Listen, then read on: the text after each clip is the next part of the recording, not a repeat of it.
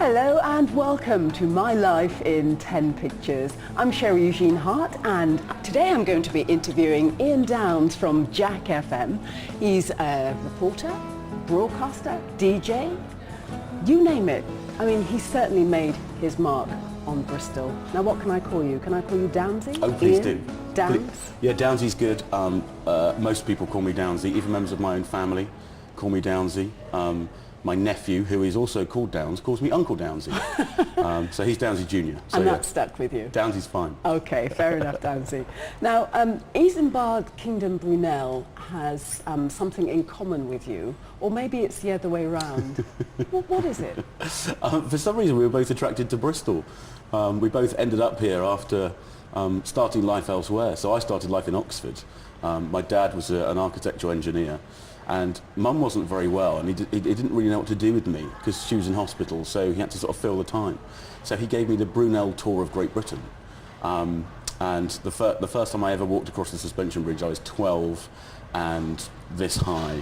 I went, wow, oh my God. And then sort of, that's where my history obsession started. And anything to do with Brunel was like a major fascination. Whilst everybody else was doing Lego and Star Wars, you know, I was wanting to go to, the Box Tunnel or see the SS Great Britain. So Bristol was like a magnet because there's so much of Brunel here. Working in radio, you were very often high, but high for a different reason. Picture number 2, you in a helicopter. Yeah, what a great time that was. Some of the best parts of my radio career were spent sort of 2,000 feet above the streets in what they call the A-Plan Flying Fox. I was working for a station called Fox at the time, and I was desperate to get on the breakfast show because as a young and upcoming DJ, the breakfast show is always what you want to do. And they said, do you know what, we've got a deal for you. You can be part of the breakfast show, but you have to do it from a helicopter. And for a boy that was, slightly obsessed with aviation as well at that age, you go, well, kill 2 birds with 1 stone. So what a fantastic way to start your morning, up in the helicopter reporting on the traffic for Oxfordshire for your favourite radio station. Did it work? It worked to a point. There was one drama that I distinctly remember. As we were flying over the A40 into Oxford one morning, I saw a car on fire. And I said on the air, we were live, I said, will somebody please phone the fire brigade because there's this car on fire. And they took about 9,000 calls and melted the switchboard. So I got in terrible trouble for it. Other incidents, there'd be a massive blockage on another road, and of course trying to use my local knowledge and be clever as the young 19-year-old broadcaster I was. I said, oh, take the shortcut through Yatton, it'll be fine. And of course the people of Yatton complained like Billy-O as we completely jammed up their roads for the morning. But it was a great time of life. I love that helicopter. Despite the fact that you got sacked. How did you know? I've done my research. Okay. Picture number 3. Oh, your mum and dad. Yeah. What can I say? You lost both of them when you were a teenager. Difficult time for you. It was because just as you're setting out your stall, really, I was in my, as I say, late teens, early 20s, and just when you want everybody to be proud of you, I got my first job on the radio. I was earning my, my own money. I had my own car. I'd got my first private number plate. Sherry, I was flying. I was like, Mr. Big Shot. And then Mum died, and all of a sudden you realise actually none of that's important. And as much as I'd been so career focused, Mum dying left Dad and I alone, really. I'd moved out, I'd got my own house, but Dad was floundering. He was 20 years older than my mum, and we always expected him to go first because he was so much older. So we hadn't really planned for that occurrence. Mum died of cancer, and I moved back in with Dad and looked after him. It was mutually convenient. At that point I'd moved radio stations and wasn't being paid as much as I was before. So it was mutually convenient. It was fine for me too. But actually in those 2 years before Dad died of a heart attack, I got to know him better than I'd ever got to know him before. And I'm a fatalist. I believe that everything happens for a reason. And those 2 years I really got to know him and was so pleased that we got to spend that time together before he went. When you talk about really got to know him, did you get on with your dad growing up as a boy? No. He was from Manchester. He was very straight-laced. He'd been brought up in the Plymouth Brethren religion, so he was very strict. he broke away from that. He was married 3 times and had 7 children. Of course he did, but his way of making you perform was to not give you praise and to not say well done. I played rugby for my school all the way through my school years. He didn't come to see me play once. And then one day it changed after Mum had died. We were launching a new radio station, and for the first time ever he looked through the glass at me launching Kick FM in Newbury, and I was the first voice on air, and I looked through the glass and there he was with a tear just running down his eye, and as I came out of the studio in his slightly gruff Mancunian way, tapped me on the back and said, "Well done, son." And that was when I knew I'd done all right. Wow. So those 2 years that you lived with your dad solidly, you got to know him as a person and he got to know you? Yeah, I think it sort of had broken down the barriers because Mum wasn't there to act as a buffer, which she always had. And the ability for us to be able to communicate was, opened up. And actually, I taught him how to use the washing machine. We made a mess in the kitchen as we made our first stew. And actually, it was like 2 mates living together, the odd couple. And it was real great fun. And I have to say that for my memories, those 2 years absolutely eradicated the stern upbringing I'd had. But that said, actually, my dad's attitude and the way he dealt with me growing up is what gave me the values I have today.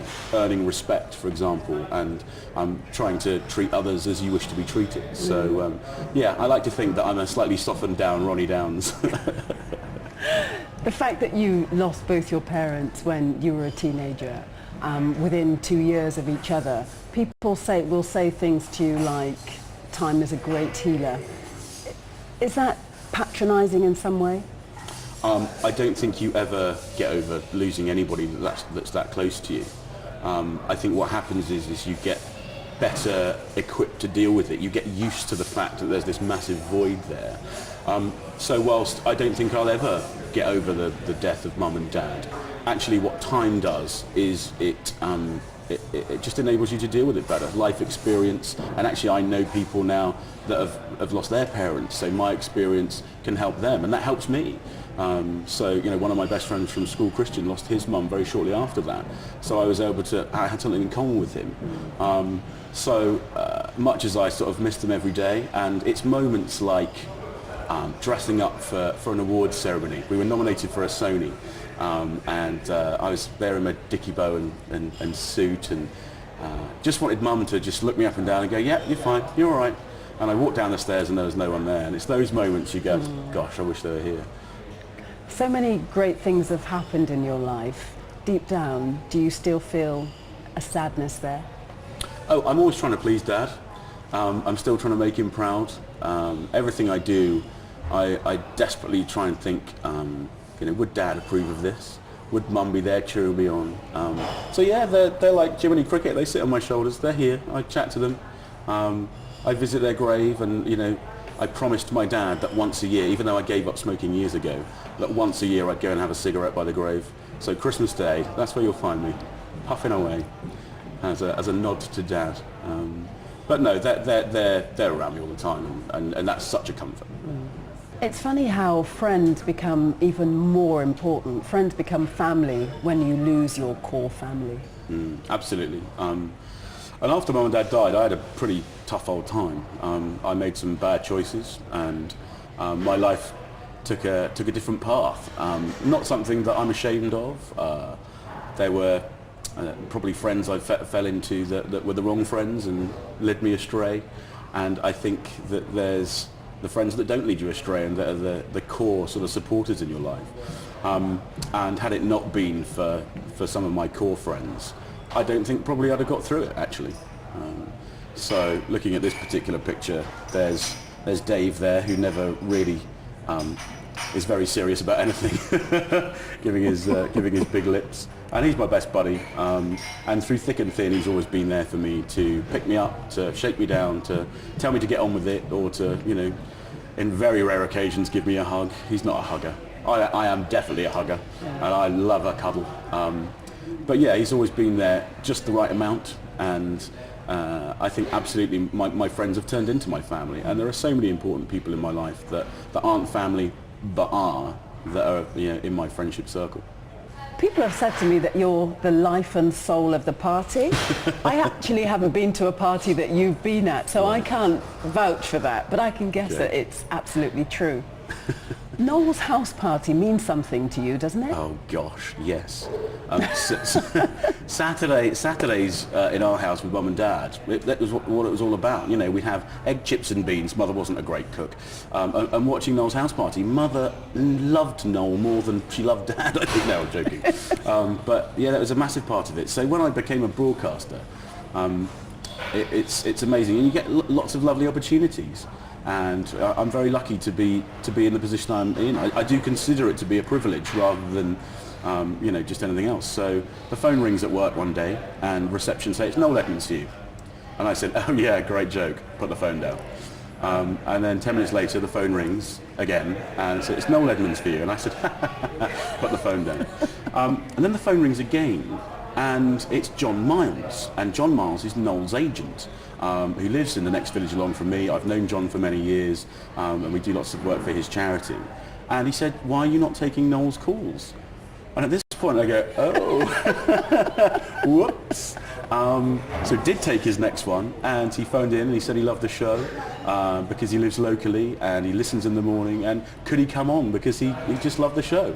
Now, how many times in your career does a national household name phone up and go, "I love your show"? So that's where the relationship with Noel began. He came in, it was great fun on the show, and we were talking one morning about, it was near Christmas time, and I've lived in Portishead since 2005, so a good few years, and got into the community there and use the local pubs and so on, and it's great when you can walk in and somebody knows your name and you can see people in the street and say hi and they buy you a coffee, if I can convince them to. And Christmas had come round, and then it was time to choose somebody to turn on the Christmas lights. So I sort of slightly puffed out my chest and was like, "Oh, well, I wonder which local celebrity can turn on the Christmas lights in Portishead." And they chose Nigel from Homebase. Who's that? So he's a chap. It made national news, but it made national news. So I was shunned for Nigel from Homebase. So I was talking about this on the radio. Noel had heard it.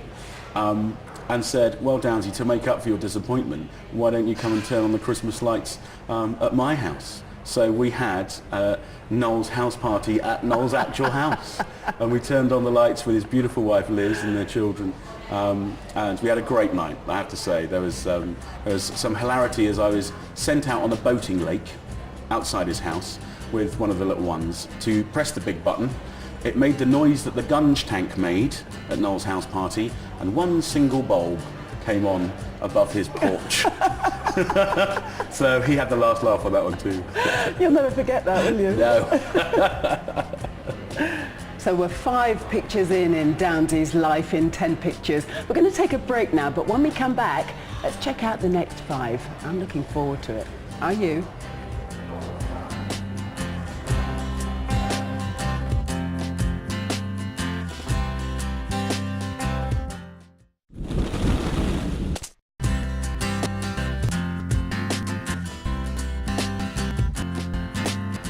Hello and welcome back to My Life in 10 Pictures. I'm Sherry-Jean Hutt, and today I'm talking to Downsy from Jack FM.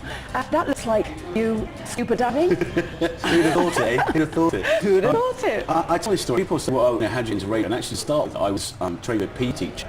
I was at the College of St Mark and St John in Plymouth, Devon, and heavily into rugby and play cricket and tennis and so on and so forth. Not that you'd ever know it now, Sherry, but yes, sport was a massive part of my life to start with. And all of a sudden I found radio. I started DJing, and DJs obviously work night to start with in the clubs and so on, and radio picked me up and started working early mornings, and actually sport sort of fell by the wayside. And 10 years I probably did no sport, and that's where the majority of my spare time came from, I think. And when the scuba diving thing came along, it was a really interesting prospect because it meant that I was involved in a club again, and that sort of camaraderie that you get, that in changing rooms and a bit of fun and so on and so forth. And it's actually something. It didn't matter what your size was, because the bigger you are, the more buoyant you are. So actually scuba diving was great for me. It was great fun. I have done my research and I've seen lots of photographs of you, some large and some smaller. something you actually don't mind talking about, and you actually don't mind your weight either?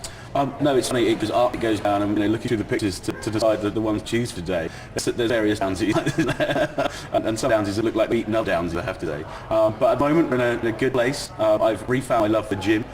So those pictures of comparison really help because I don't want to go back to the chinny Downs if we can avoid it. You've met some great people in your time. Have you learnt from any of them? Oh, absolutely. There was one sage piece of advice. I was at Children in Need. Blagged our way in, as we occasionally do. A couple of mates worked at the Vision Centre.